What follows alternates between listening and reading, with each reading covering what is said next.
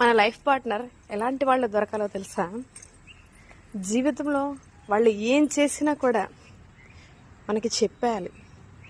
చెప్పేసే situation వచ్చినప్పుడే, even అబ్బాయికి అమ్మాయి అవ్వచ్చు, అమ్మాయికి అబ్బాయి అవ్వచ్చు.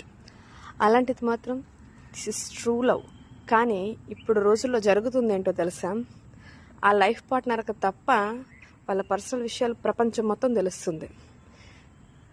అలా ఏ రోజైతే ఉంటావో ఆ లైఫ్ పార్ట్నర్కి అర్థం ఉండదు. నువ్వు ఎవరితో ఎన్ని గంటలు మాట్లాడినా అది వ్యర్థమే.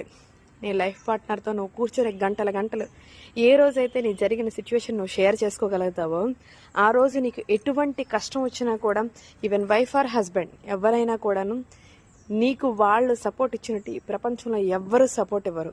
సో దయచేసి చెప్తున్నాను, మీకు ఫ్రెండ్స్ ఉండని, ఫ్రెండ్స్తో తిరగొద్దనట్లేదు, షేర్ చేసుకోవద్దనట్లేదు, కానీ లైఫ్ పార్ట్నర్ కానీ ఫ్రెండ్గా నువ్వన్నీ షేర్ చేసుకోగలిగితే కనుక ది బెస్ట్ లైఫ్ నీకైతే దొరుకుతుంది. ఇదైతే ట్రై చేసి చూడండి. అమ్మాయి కానీ అబ్బాయి కానీ వాట్ ఎవర్.